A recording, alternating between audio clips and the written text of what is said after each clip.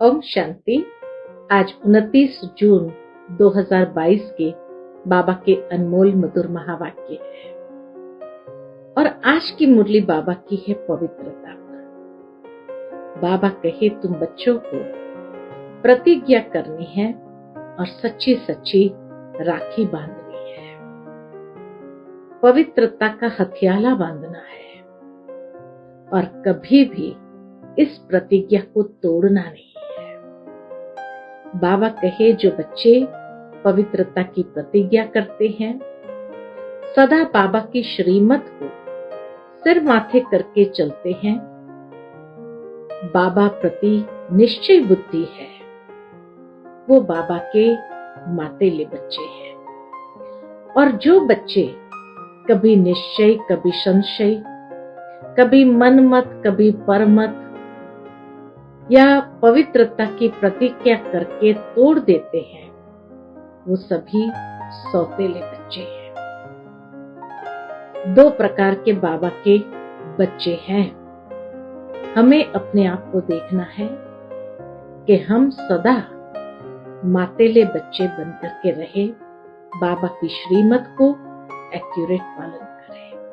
सुनते हैं बाबा के मधुर महावाक्य। ओम शांति।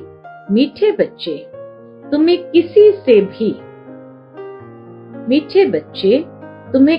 से भी जास्ती डिबेट नहीं करनी है, सिर्फ बाप का परिचय सबको दो।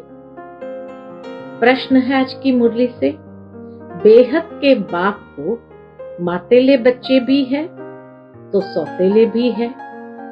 मातेले कौन? उत्तर है जो बाप की श्रीमत पर चलते हैं, पवित्रता की पक्की राखी बांधी हुई है, निश्चय है कि हम बेहद का वर्षा लेकर ही रहेंगे। ऐसे निश्चय बुद्धि बच्चे मातेले बच्चे हैं। और जो मन मत पर चलते हैं, कभी निश्चय कभी संशय, प्रतिज्ञा करके भी तोड़ देते हैं, वह है सौतेले बच्चे। सपूत बच्चों का काम है बाप की हर बात मानना। बाप पहली मत देते हैं। कौन सी पहली मत देते हैं? मीठे बच्चे अब प्रतिज्ञा की सच्ची राखी बांधो। अब प्रतिज्ञा की सच्ची राखी बांधो, विकारी वृत्ति को समाप्त करो। आज की मुरली से पहले गीत बजा है, जाग सजनिया जाग, अब नव युग आया रे। ओम शांति। बच्चों ने गीत का अर्थ तो समझ लिया। नई सृष्टि, नया युग और पुरानी सृष्टि, पुराना युग। पुरानी सृष्टि के बाद आती है नई सृष्टि। नई सृष्टि की रचना परम पिता परमात्मा ही करते हैं। फिर उसको ईश्वर कहो व प्रभु कहो, उनका नाम भी जरूर कहना पड़े। सिर्फ प्रभु कहने से योग किससे लगाए, किसको याद करे? मनुष्य तो कहते हैं उसको नाम रूप देश काल है नहीं। अरे उनका शिव नाम तो भारत में बाला है। परमात्मा का, प्रभु का शिव नाम तो भारत में बाला है। जिसकी शिवरात्रि मनाई जाती है, उनको बाप कहा जाता है।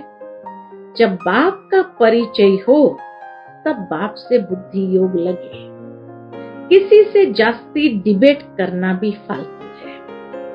पहले पहले बेहद के बाप का परिचय देना है। कैसे देंगे?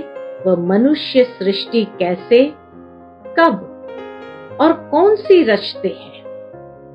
लौकिक बाप तो सतयुग से लेकर कलयुग के अंत तक मिलते रहते हैं।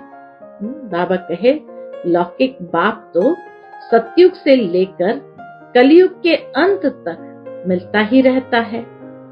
हर जन्म में एक नया बाप होता है, परंतु याद फिर भी पारलौकिक बाप को किया जाता है।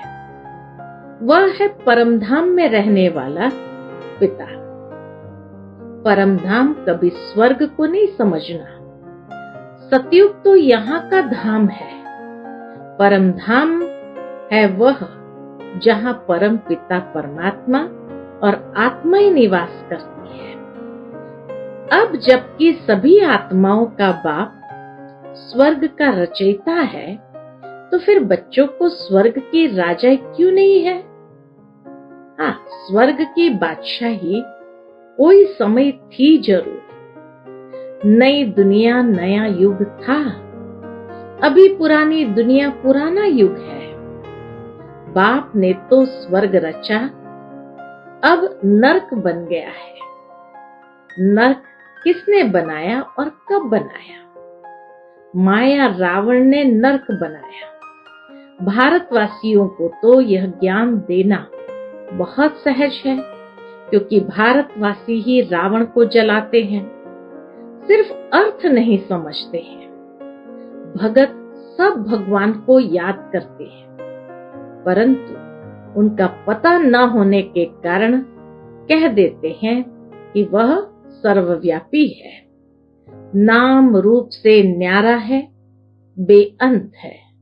सर्वव्यापी कहेंगे, फिर कहेंगे नाम रूप से न्यारा है, बेअंत है। उनका अंत नहीं पाया जाता है। इसीलिए सभी मनुष्य मात्र नाउम्मीद और ठंडे हो गए हैं। ठंडे भी होना है। बाबा कहे ठंडे भी होना ही है, तो उनके आने का, स्वर्ग रचने का टाइम भी हो। अब बाप कहते हैं मैं फिर से आया हूं। बाबा भी कहते हैं हम बच्चों को कि मैं फिर से आया हूं। भक्तों को भगवान से फल तो जरूर मिलता है। भगवान को यहाँ ही आकर फल देना है, क्योंकि सब पतित है। वहां तो पतित जा न सके, इसलिए मुझे ही आना पड़े। मेरा आवाहन करते हैं। भक्तों को चाहिए भगवान। अब भगवान से क्या मिलेगा? मुक्ति, जीवन मुक्ति। सबको नहीं देंगे, जो मेहनत करेंगे उन्हों को देंगे। इतनी करोड़ आत्माएं वर्षा पाएंगी क्या? जब कोई आवे तो बोलो बाप है स्वर्ग का रचयिता। हम अनुभवी है। हम अभी भगवान को ढूंढ नहीं सकते। अभी हम भगवान को ढूंढ नहीं सकते, क्योंकि हमें वो मिल गया है। हम अनुभवी है। उनको तो अपने टाइम पर आना है। हमने भी पहले बहुत तलाश की, परंतु मिला नहीं। जब तब तीर्थ आदि किए, बहुत ढूंढा, परंतु मिला नहीं।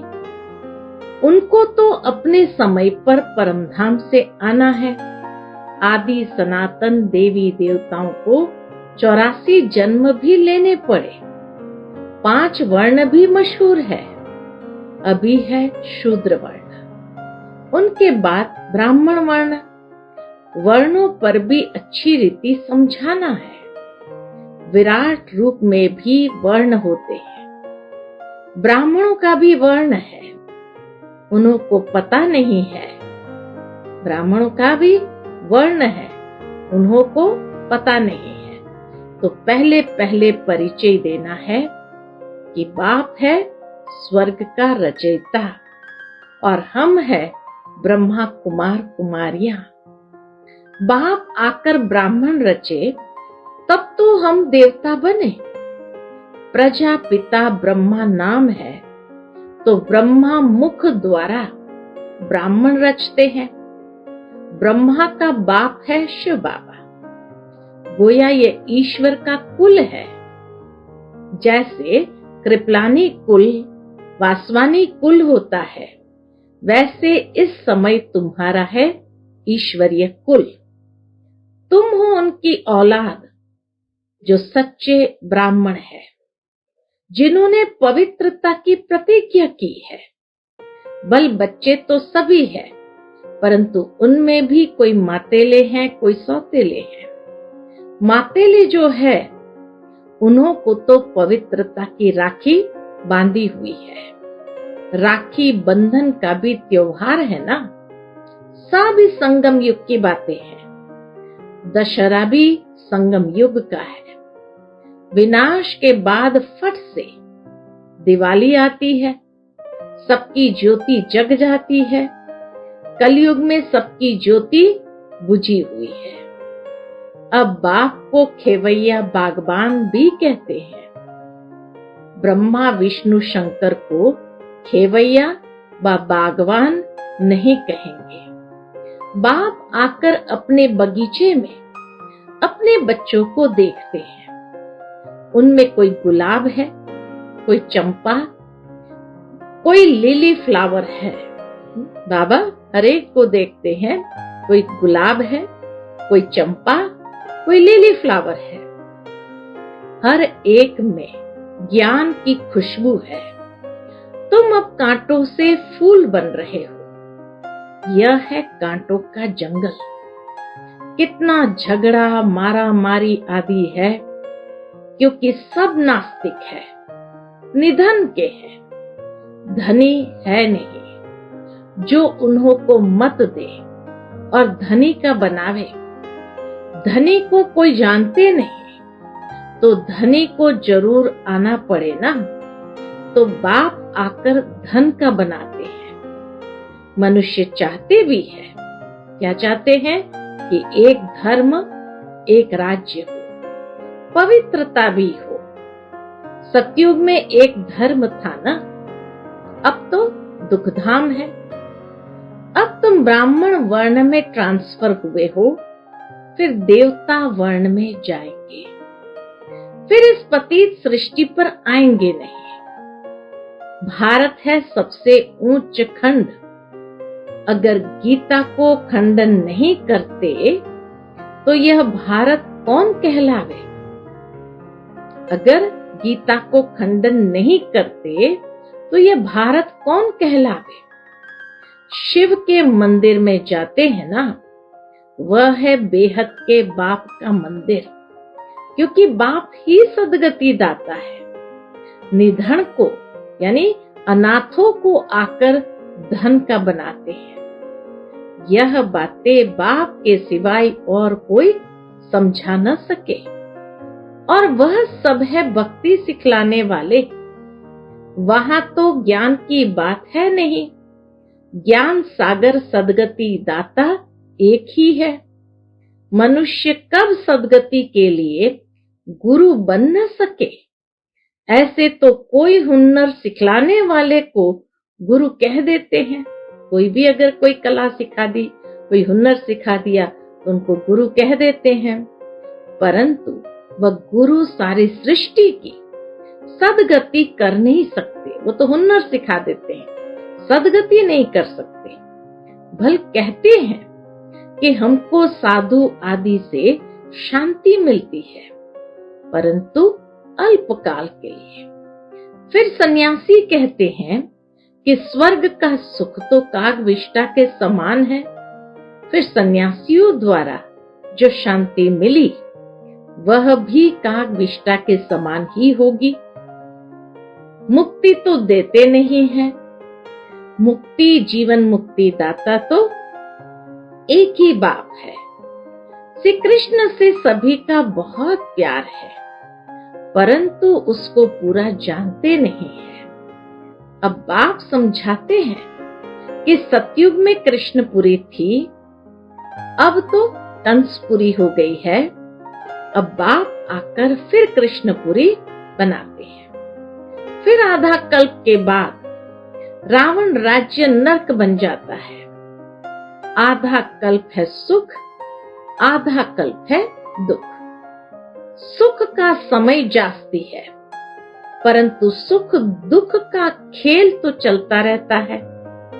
इसको सृष्टि चक्र कहा जाता है, वह हार जीत का खेल कहा जाता है। सन्यासी समझते हैं कि हम मोक्ष को पा लेंगे, परंतु मोक्ष को कोई पा नहीं सकते। इस राज को कोई जानता नहीं है। मुक्ति और जीवन मुक्ति बाप के सिवाय कोई दे न सके।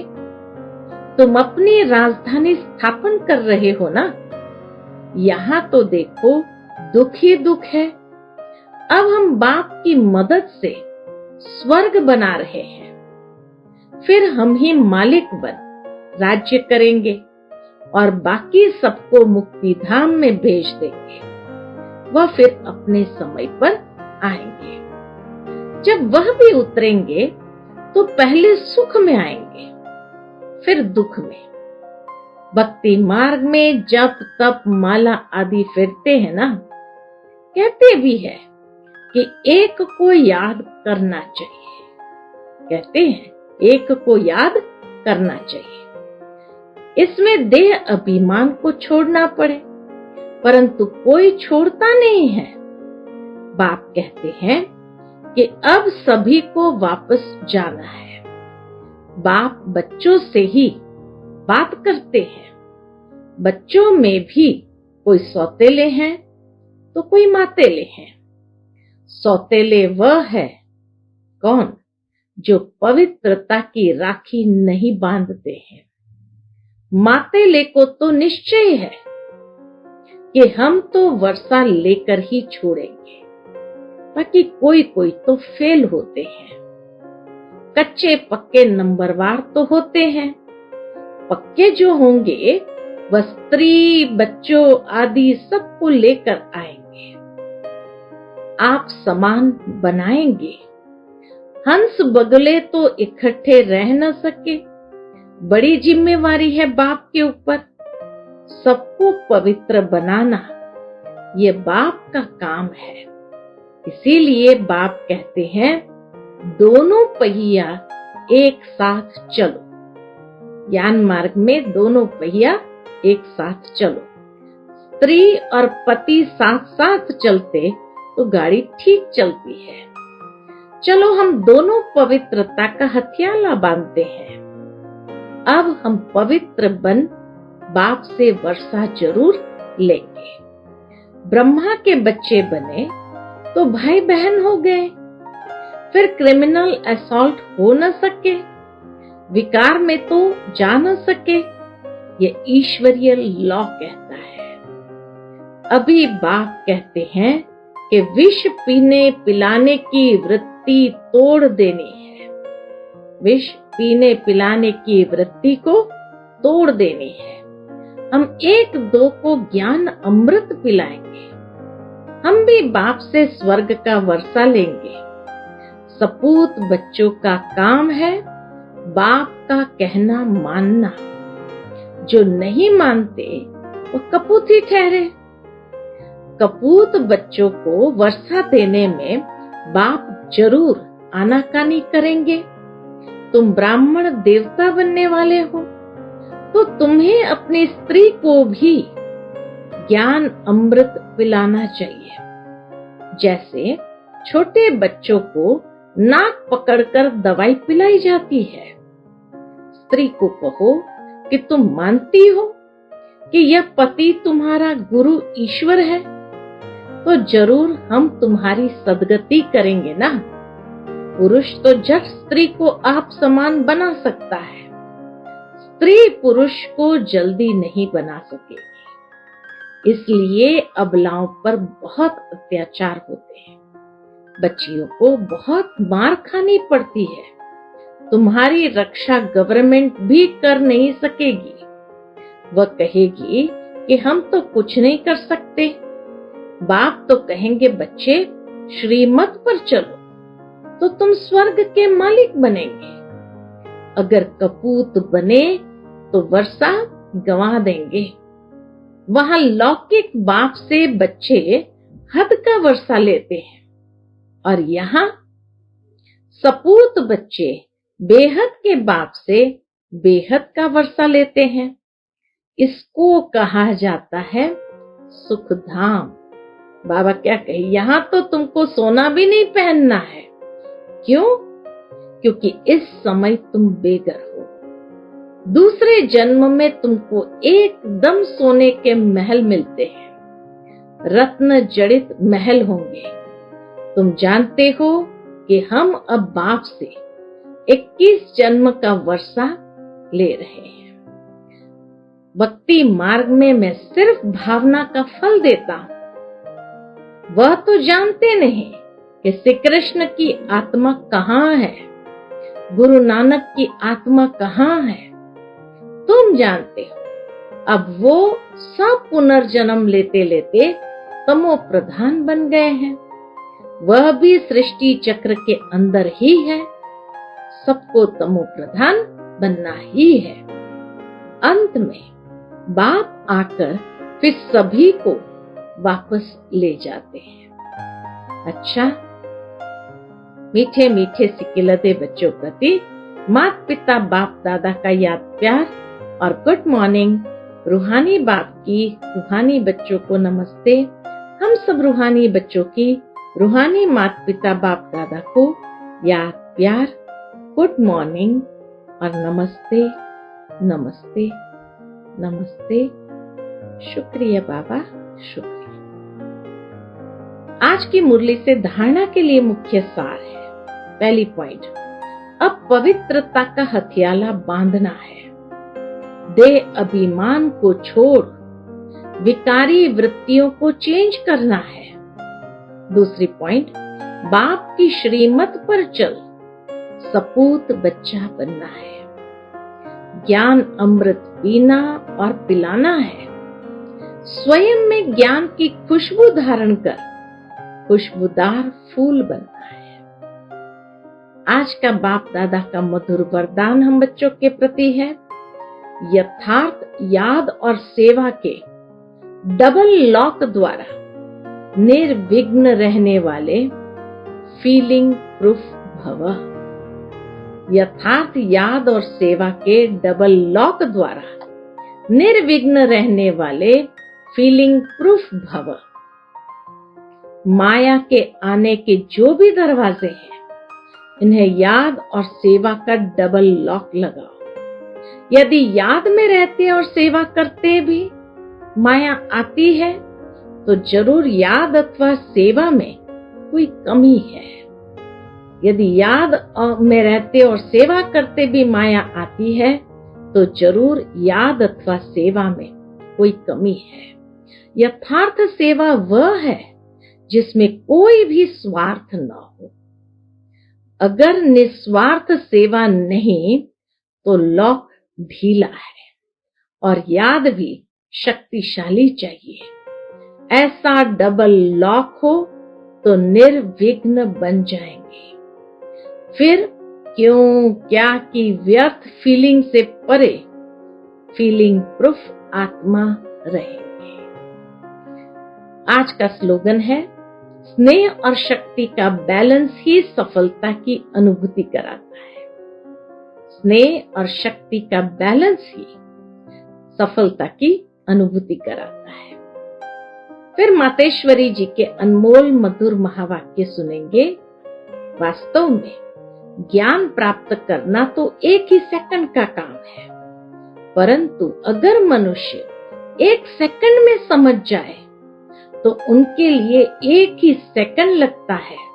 सिर्फ अपने स्वधर्म को जान जावे कि मैं असल में शांत स्वरूप आत्मा हूं और परमात्मा की संतान हूं। अब यह समझना तो एक सेकंड की बात है, परंतु इसमें निश्चय करने में कोई हठयोग, कोई जब तब, कोई भी प्रकार का साधन करना कोई जरूरत नहीं है। बस सिर्फ ओरिजिनल अपने रूप को पकड़ो, बुद्धि से उस रूप को पकड़ो। बाकी हम जो इतना पुरुषार्थ कर रहे हैं वो किसके लिए? अब इस पर समझाया जाता है, हम जो इतना पुरुषार्थ कर रहे हैं वो सिर्फ इतनी बात पर ही कर रहे हैं। जैसे अपनी प्रैक्टिकल जीवन को बनाना है तो अपने इस बॉडी कॉन्शियसनेस से पूरा निकलना है। असल में सोल कॉन्शियस रूप में स्थित होने व इन दैवी गुणों को धारण करने में मेहनत अवश्य लगती है। इसमें हम हर समय हर कदम पर सावधान रहते हैं अब जितना हम माया से सावधान रहेंगे तो भल कितनी भी घटनाएं सामने आएगी मगर हमारा सामना नहीं कर सकेंगे। माया सामना तब करती है जब हम अपने आप को विस्मृत करते हैं। अब यह जो इतनी मार्जिन है सिर्फ प्रैक्टिकल लाइफ बनाने की, बाकी ज्ञान तो सेकंड की बात है। अच्छा, ओम शांति।